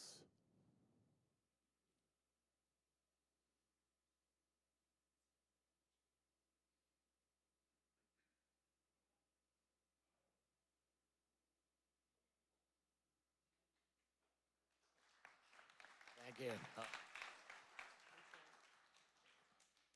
Check. Here we go. My name's Arthur. Vince was a very dear friend of mine. I met him through another dear friend named Dennis Deacon. And we're not from this area, and I know there's a lot of very talented people here. I'm a musician, but I'm not famous, and I'm not a rock star. But I gave up music a long time ago when I moved down to Monterey to raise my son, and I used to work at the Fillmore, and I talked to George about that the other day, which I wanted to thank you for that. I received a call from George asking me how I was, and I'm like, not good, but I can't tell you how important that phone call was to me, because that is in the same way that Vince reached out to me. My wife is not from here, and she's a musician. We have a band together, and nobody wanted us to play in their reindeer games, but Dennis invited us to play his birthday, and then he brought Vince to see us play, and Vince loved us and started working. Not really working because he wasn't getting paid, but he was helping us out, and he asked that we have a couple of very expensive guitars, and he said, anything you need to do? And I go, well, you can stand there and look intimidating. He goes, I can do that. I looked at him, and I go, you sure can.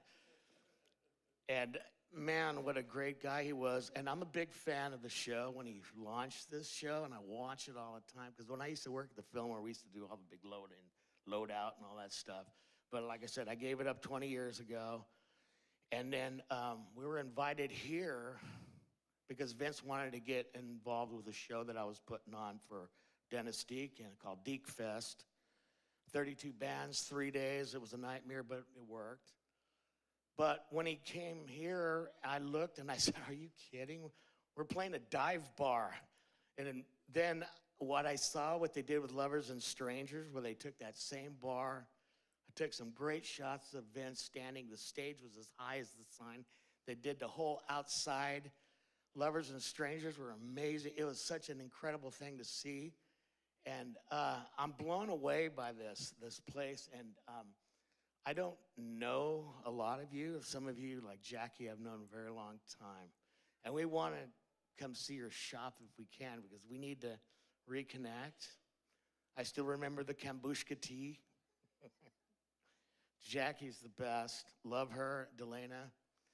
My beautiful wife, she won't come up here, will she? No, she's not going to do that. But I just wanted to tell you how important it is for us to be invited to this, and I wanted to thank you, George, for that. And we will never forget Vince, never. And we love him. And thank you all. Feel free to introduce yourself and make friends, and because a lot of you people out there were very important to Vince. I know I'm kind of a newer friend, but man, he meant a lot to me, and I wish him love, and I'll see him on the other side as well. Thank you.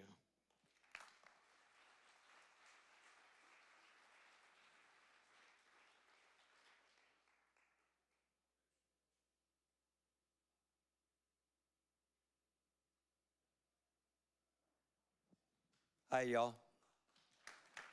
My name's Scotty, and I know a lot of you in this room. I mean, a lot. But it's the one thing that comes to mind for me was about a week and a half before Vince's passing. Trish and I are moving out of our house in East Bay, and I had 5 containers that I filled and she filled, the two of us filled with our house, goods and stuff. And I told her, I said, you know what? I'm fucking 70 years old. I can't unload this shit. And I said, I gotta call somebody. And I went, the Edwards brothers. And so that was my first call, was saying, hey, look, I think I'm gonna have a party when we get out into the San Joaquin Valley. And I'd like for you guys to come out, but it's going to be a load-in party. And I'm going to have, like probably Steve Orgain, probably, like do catering. And it's going to be an event. And both of them were like, we're in. Just tell us when. And I've even got the email already done up, ready to go as soon as we find a place. We haven't found a place yet. So if anybody knows of anybody out there that is still in a house, it's got to be 4-bedroom, 2-bath, or 3-bath, and have enough room for hot rods and motorcycles. But it's like Vince and George were like, yeah, they were all about it, and that's the people that they are. I mean, I've known George forever, and first met Vince when he had this show and he had me on, and he was like, just made you feel like you've known him forever. I mean, he was like, I get chill bumps, man. He was like unbelievable, and I love that I met him and got to spend time with him during what was the thing we did here with Lauren? Yeah, with Lauren and Rick. A Big Love, and I got to spend a lot of time with him, and he was just a funny motherfucker too. He was. So I just wanted to say, man, I love you. I know everybody else in this room loves you, and may you, what was it, out loud? Rest out loud. There you go. Love you.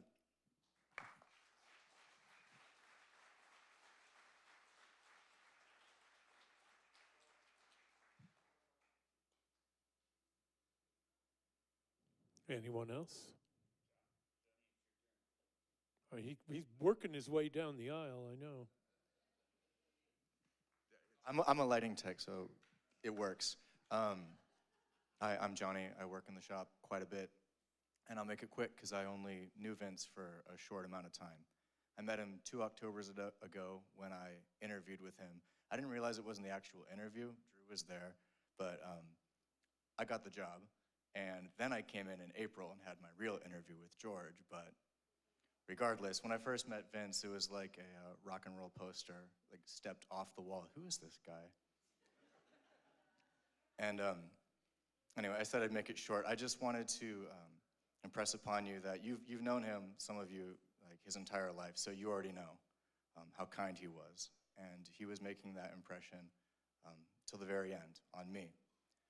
I gave him a hug, probably starting like 2 weeks after I began here, every day that I saw him. And if I wasn't grinning when I came in, he would ask me what's going on. He didn't suffer fools or jerks, and he was always on my side if there was a problem. And if I ever needed a little extra break, I could go ask him about Genghis Khan or medieval China, ancient Egypt. And maybe my second week here, I had to go drop off some gear at the shoreline. And he said, okay, well, when you get to the gate, just don't check in. Tell them that you work for Sound Image. They'll let you right in. So I go, and I go up to the gate, and the guards ask me what I'm doing. I say, I work for Sound Image. I have to drop off some gear. And they say, well, you need to go check in. So I go check in. I say, I work for Sound Image. They say, okay, well, you need to wait for the truck marshal. I wait for the truck marshal, and I tell them, I work for Sound Image. Can I get in? And they said, well, you can wait until we come back off our lunch. And I come back to the shop, and Drew asks, how'd it go? And I said, it was all right. I eventually did the job, but I don't understand. I did everything that Vince told me. And he said, well, maybe, yeah, you don't need to do that.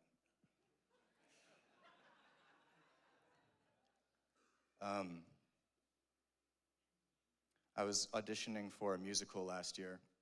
It was August, I expressed that to him. It's Jesus Christ Superstar. And he and I bonded really hard over that. We're probably the only 2 people in this room who adore that musical. I just wanted to double check. But if you know it, you know that it's very long, and there's a couple of real sleepers on that album. And I feel the same way. But much to everybody's chagrin in the shop, once he found out that I was auditioning, he played that musical every day for a month. In its entirety twice. That was the month of August. I wasn't auditioning until September, and he asked me every day until September if I got the part yet. So, thank you, Vince. I loved you very much.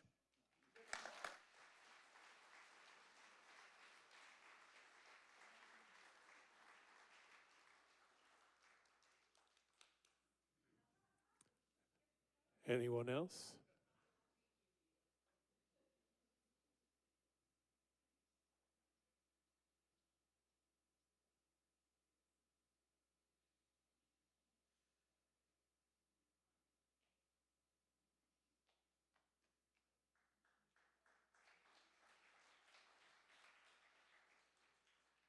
So I've been fortunate enough to know the Edwards brothers for a long time, but we've gotten especially close over the last 5 years. And that started during COVID, when we all came together for that big love benefit that everybody's been talking about. And that's when Vince and I started talking to each other. I can tell you how much that he loved you, Jackie. That was a big part of our conversations every time we talk. It was almost a demand of his, and how is that beautiful, intelligent woman you're married to? And he would always ask about Lisa, and he would always tell me how lucky we both were to have the best women in the world in our lives. Like everyone said, there's no doubt that Vince had this special characteristic to be able to make you feel like $1,000,000. It's what I wrote on his picture, is that you made us all feel like rock stars. And it's absolutely true. He never, ever said a cruel word to me. And I think I'll close just by saying it just really pisses me off, Vince. I got nobody to talk to anymore when I'm pissed off at George.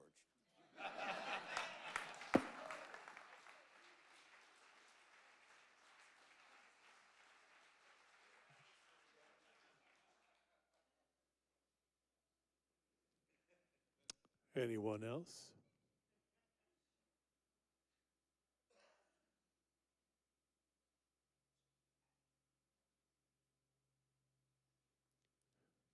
Please welcome Ray Bertolino.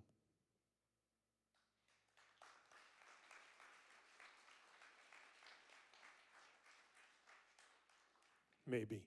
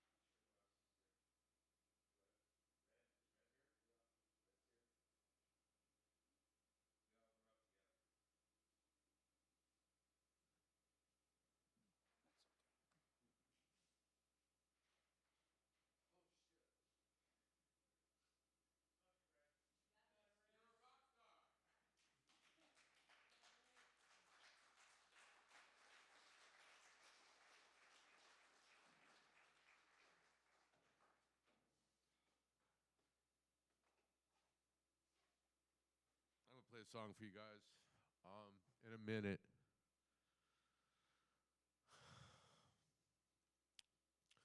Well, I'm gonna tell the truth, okay? A little bit, all right? I met Vince and George when rock was fun. And we were going to punk rock house parties, and, you know, we're doing things that 18, 19, 20-year-old guys do at that time in life. And I got to be honest with you, man. When I first met Vince, he was like this scruffy, runny-nosed, trench coat wearing fucking guy. And I mean, for the most part, back then, you know, man, we were all friends, but, you know, I kind of dismissed him a little bit, you know, just for being rough around the edges, and we were just, he was a little younger than I was. And we lost track for a while.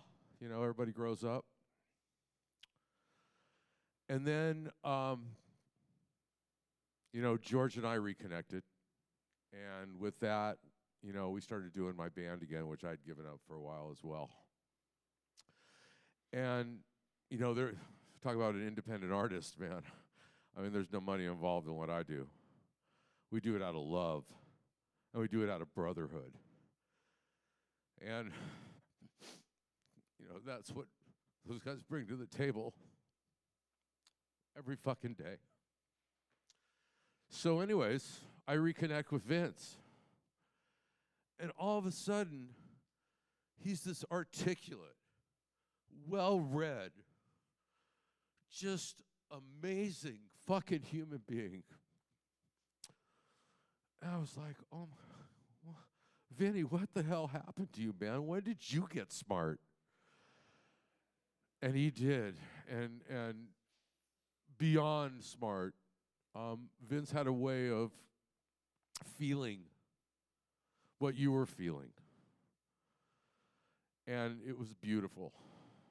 And then he became a freaking talk show host. It was like, oh my God. And my last trip to Bangkok, we had to bring a switchblade home for Vince. I see it there, and I'm so proud. That's really all I have. I wanted to share one more moment before I sing a song. And I saw the Dred Zeppelin pin. And Vince loved Dred Zeppelin. I do too. But I just remember one moment at the Catalyst. And I was kind of in the back, nursing a beer. And Vince was in the front of the stage losing his freaking mind. And all I could remember was the joy on his face. And I'll always keep that. So I'm going to play a song about healing. Love you guys. Thanks for coming.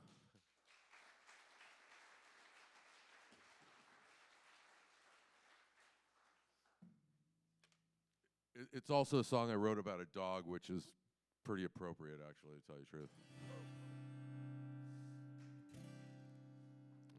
It was in tune when I had it. Here you go. It's called "Let It Go."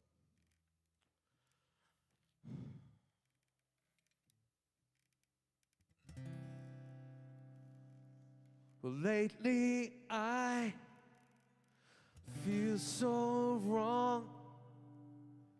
It's hard to feel so strong. Part of you is gone, and I know don't have to say a thing. Know the pain that love can bring. Know the pain that love can bring. So take me to another place where I can see the light. I can see your face, and I know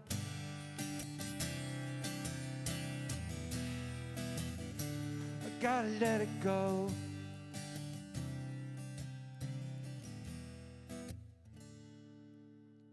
And sometimes when I'm alone, I look at your picture. Wish that I was home to hold you. Stay away from things that will hurt you. Will hurt you in the end. My best friend will be there to guide me. Stand right beside me, and I know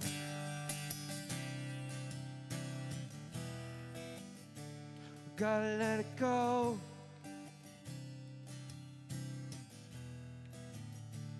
Gotta let it go.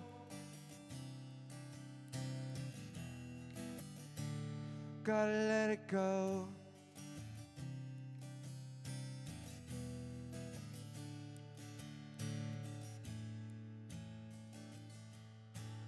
tears fall like rain.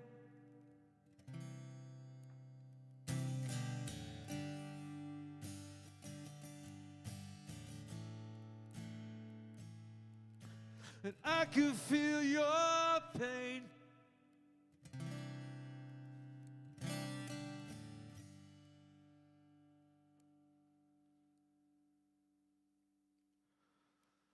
And sometimes when I'm alone, I look at your picture. Wish that I was home to hold you. Stay away from things that will hurt you. That will hurt you in the end. My best friend will be there to guide me. Stand right beside me, and I know I gotta let it go.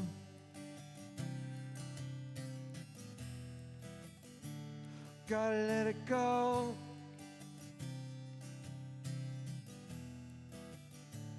Gotta let it go. Gotta let it go.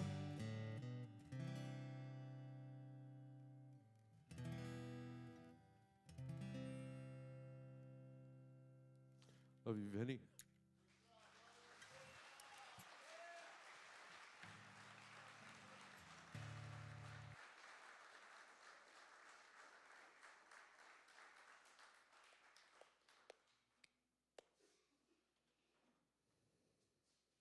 I believe we have a little slideshow.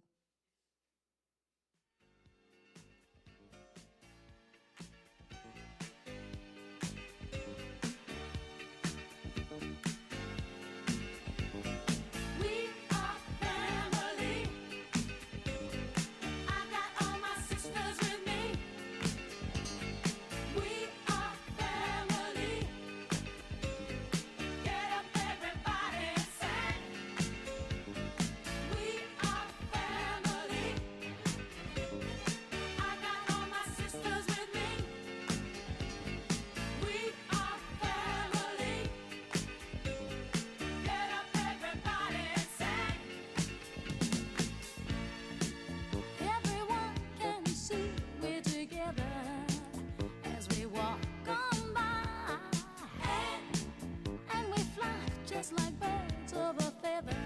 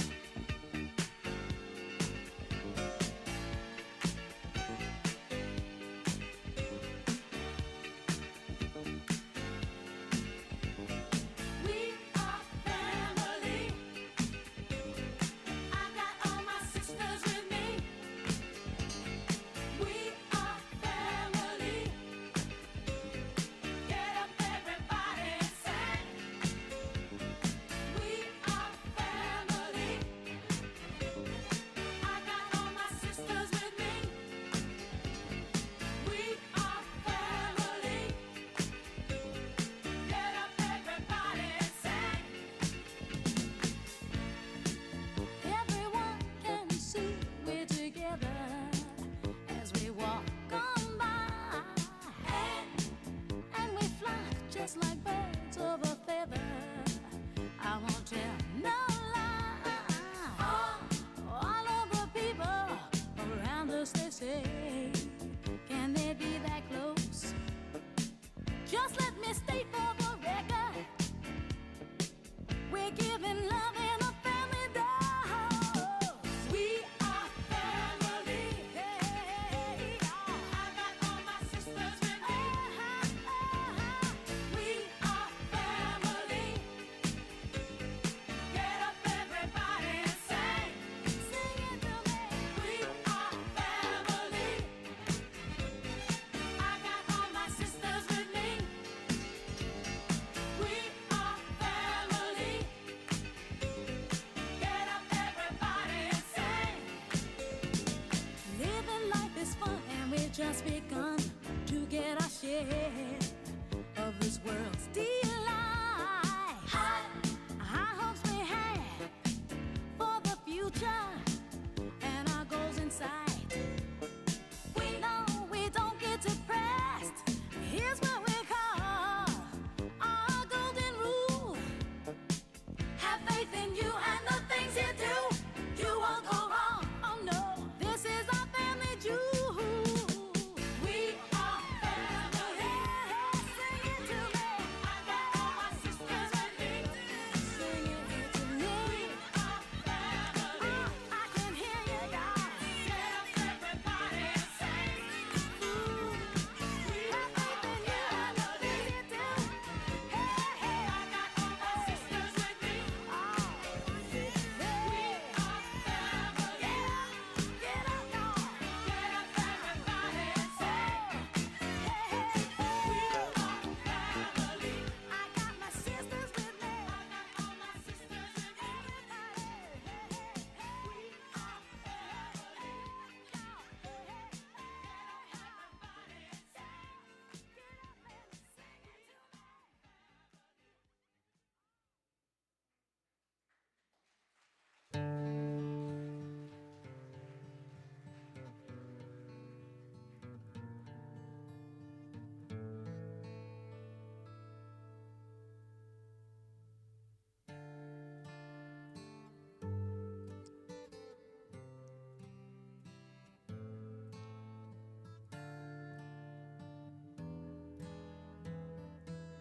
Thank you all for coming. There are food and refreshments outside. Good company to be had with all. Don't forget to pick up a poster. There are a few other odds and ends out there on the table. Make sure you leave with a remembrance and lots of love.